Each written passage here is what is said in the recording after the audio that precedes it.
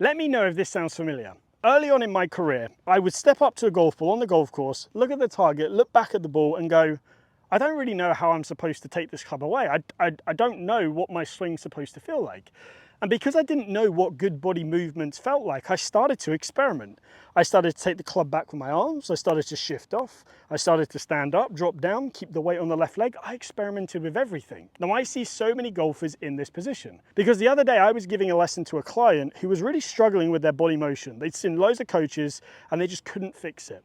And essentially I gave them this exercise and it was like a penny drop moment. What is this exercise? So what I want you to do is get rid of your golf club. We don't need that right now because it's complicating things. Grab something like a dumbbell, a kettlebell, anything that has a bit of weight for it and you can sort of just hang it down here. Now I told my client, and I got told this 12 years or so ago, I was like, right, how are you going to get this swinging? What are you going to have to do? You need to get this dumbbell swinging side to side. How are you going to do it with some momentum? So suddenly he started to move his body like this. And he said, okay, well, if I want to move the dumbbell, I've got to start to move my pressure from my right foot to my left foot. And then I said, all right, break this down a little bit more. When's the pressure moving?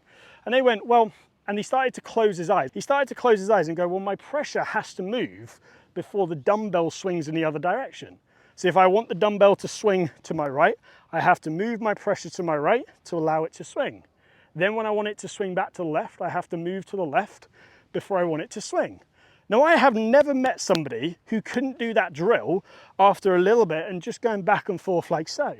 And then I started to notice, okay, the pressure in his feet was working very different. We could see his heels come up and just lightly work from side to side. Now in this golfer's swing, one of the major things he struggled with was in the early part of his swing, he collapsed down and then he stood back up and then he kicks the right hip high. But as soon as I got him doing this and swinging, I was like, okay, well, what do you notice? He was like, well, as I went back, my head feels like it stays taller. I feel like I'm pushing myself away from the ground. Well, guess what? That's what all the best players in the world are doing. And I said, all right, what about when you go back towards the target? He was like, I feel a little bit of a dip down and left. I was like, okay, fantastic. What about when you come through the ball? He was like, I feel like my legs push me up away from the ground. Actually nailed down everything that's supposed to happen in your body movement just by swinging this. So then I was like, okay, do this a couple more times. Just keep going back and forth. Try and swing this even further. Try and get some real momentum in there. Feel what it feels like in your feet. Close your eyes if you have to. Feel what it feels like. So then he came up with a swing thought. And again, I sort of pushed him down the pathway that I wanted him to do. And I said, right, tell me what your trail hip is doing. And he said, all right, well, for the first bit, it feels like the trail hip works a little bit lateral. Then it arcs back and around, and then it arcs all the way through.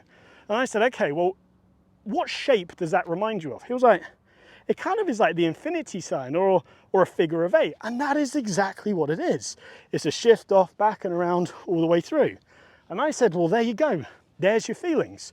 You're feeling like as you swing back, you can keep your height. Then that hip is doing a figure of 8 motion. And as soon as he started to do that, he got rid of the dumbbell or kettlebell in his situation. He grabbed his golf club. He went, right. Oh, okay, yeah. First of all, the golf club felt really light to him, but he was like, oh yeah, no, I can start to feel this. I can move my pressure side to side. I know when to do it. I need to move my pressure before the club goes the other direction. And like that, he had done the hardest thing in golf, which is to actually feel the correct movement. Now, yes, he did that before he put his hands on, but he was able to tackle that biggest hurdle. And that is, how do you actually know what you're trying to achieve if you don't have an exercise that forces you to do it? And that dumbbell, kettlebell, whatever it is you want to use, it did that exactly for him. So then we started to hit shots, and this was with a driver to start with, because for him, like I said, he was dipping down. So straight away I said, right, imagine you're holding that kettlebell. Let's try and swing it up and to the right. What are you going to feel? He was like, well, I've got to do a little shift, and I've got to feel like I push away from the ground to get the hands up. Sensational. Hit a couple of shots straight away. We saw the movement be so much better. And then we went, okay, after that, what do you feel in transition? He was like, well, once I've done that, as my hands are sort of finishing their backswing, I'm going to start to sit into that left foot. Okay, well, great, that's the feeling. And then push it through. And then again, I said, right, well, like you said earlier, the figure of 8 motion with the right hip, tell me about that. He was like, okay, well, it feels like it goes up and away, back and around, and then through towards the target. And he owned it. That was his saying. up and away, back and round, through towards the target. And then he started to do it effortlessly and motionlessly, and it was just so simple. It was like a knife cutting through butter. And again, I did the same thing in my swing. And again, I got pushed down those same paths of going, okay, what does it feel like with your feet? What does it feel like with your hips? And this is something you can do. Go grab a heavy object, hang it between your legs, learn to sort of shift it side to side to side. Feel what has to happen. It's exactly the same thing as in your golf swing. Then grab a golf club and start to try and recreate those swings. Again, you could start with whatever club you want. I would start with an iron and just go, okay, side to side. Feel that figure of 8 motion with that right hip. Right hip goes away, goes around and back through. And you'll start to feel like it's a little dance in the feet. And that's crucial. Away, around and through. By doing that, your head's going to move better, upper body's going to move better, hips, feet, everything. You're going to get so much more power from your sequencing. And just like that, I mean, that's about a 3 or 4 yard draw right there. And it felt smooth. You know, when you hit those shots and it comes across like it felt like you didn't really have to try. It just felt like things were just working in the right order. Now in this lesson, he started to hit driver and he went from 107, 108 miles an hour to the fastest we got him in a Zoom lesson. So what, half an hour of doing this, he got up to 113. So he jumped 6 miles an hour and he felt like he wasn't doing as much work. Again, mind-blowing because he's moving things in the right order. He wasn't dipping down. He was actually feeling like he was gaining height, moving that figure of 8 motion and doing everything just fluidly. And as he got more confident, he started to swing harder and harder and harder, but it didn't feel harder. It just felt smoother. And this is the thing, is once you start to learn this motion, things will become just a lot smoother. And if you can start to get things smoother, get that fluidity in there, get that confidence in there, guess what? You can narrow it down to a swing thought. If you can narrow it down to a swing thought, you could take it out on the golf course, which is where it matters. It cleared my mind up about 12 years ago. It cleared his mind up about 2 weeks ago.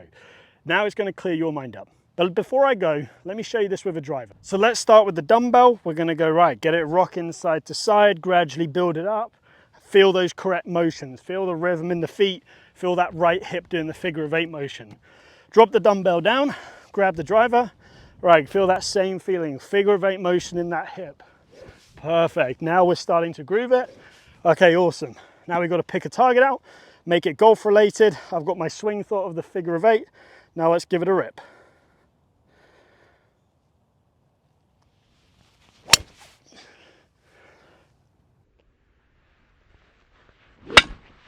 So there you have it. That's how you can actually learn the correct feeling. So then you can give yourself a fighting chance of translating it into your words so you can go out there and play better golf. Do this drill. Let me know how it goes. I promise you, you're going to start to hit better shots if you do it correctly.